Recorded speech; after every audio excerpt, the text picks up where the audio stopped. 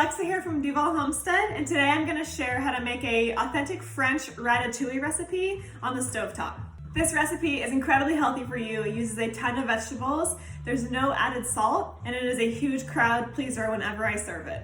I learned how to make this from a woman straight from France, and I took a cooking class in Seattle to learn how to make it, and she was very particular with how she does it, so I'm going to share some of her tips. First of all, basic ratatouille consists of zucchini, red bell peppers, eggplant, onion, garlic, and tomato. Essentially what we're going to do is cut up all of these vegetables, saute them one by one, add them together, and it will be kind of a soupy, mashy vegetable dish. I use a Dutch oven pot to cook this. I love that this can get pretty warm, and it just gives a nice rustic taste to the dishes that I make with it. I just love this pot. It's one of my favorite things to make with the stove.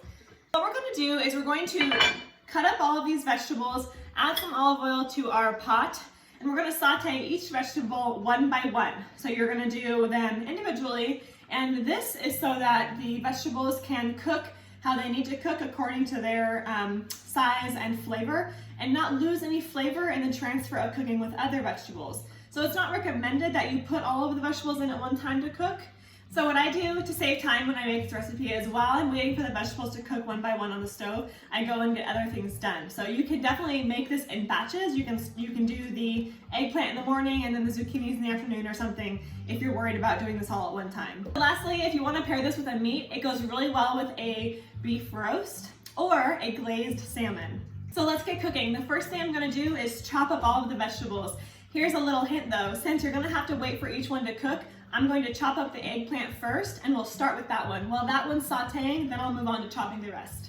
Make sure you add a little bit of olive oil to your pot first. I will say for the eggplant, add extra olive oil. Eggplant is very spongy when you cut it up, so it'll absorb a lot of the oil quickly. If it starts to burn, make sure you're looking at it and checking and adding more as needed.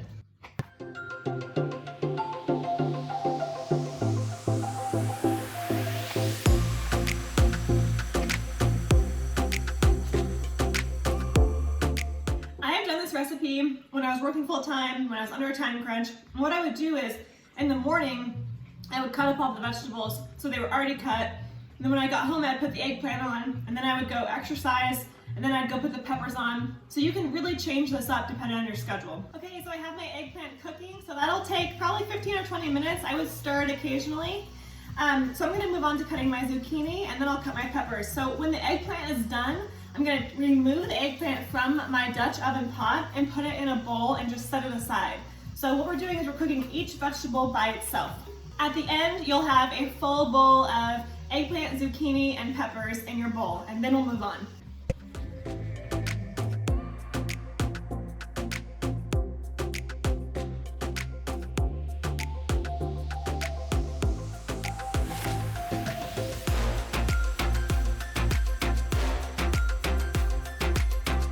If you have chickens, the seeds on the peppers are a great treat. My chickens love them.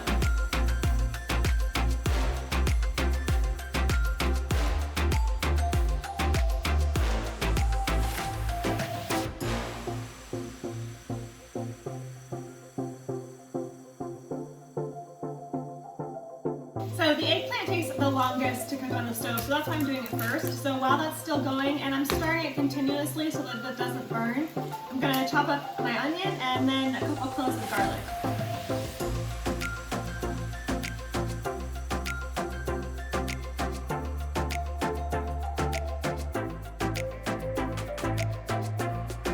Okay, my eggplant looks good, so I'm going to remove it off the pot and then repeat the same process with my zucchini and my peppers.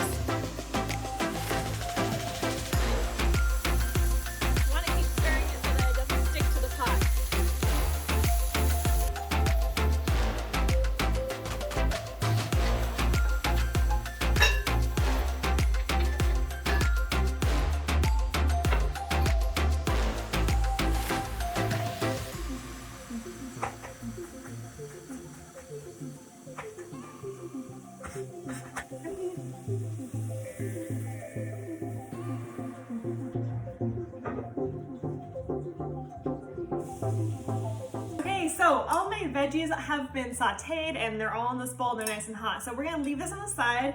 and we're going to cook our onion and our garlic. Start with the onion, cook it until it's transparent, and then throw the garlic in. Onion takes longer to cook than the garlic, so you don't want to overcook and burn the garlic. So you'll throw the garlic in. Once the garlic is just barely cooked, you're going to add your pot of cooked vegetables, and you're going to add a 28 ounce can or 2 14 ounces or 4 large tomatoes of tomatoes. This is about what you want your onions to look like before you add the garlic. They're just translucent now, so here we go.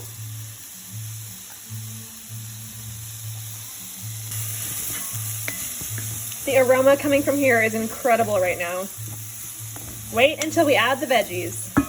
Okay, so we are about ready to add our vegetables. So I'm gonna open up these tomatoes. We're gonna add the vegetables and the tomatoes. We're gonna give it a good stir and let that simmer on low for 30 minutes. So I actually really do like using a canned tomato because there's a lot of juice in here. So if you do chop up your tomatoes fresh, try to get a really juicy tomato. I personally love this recipe when it's very juicy. And don't forget to add your bay leaf and fresh thyme if you have it. And now we're going to stir and simmer for 30 minutes.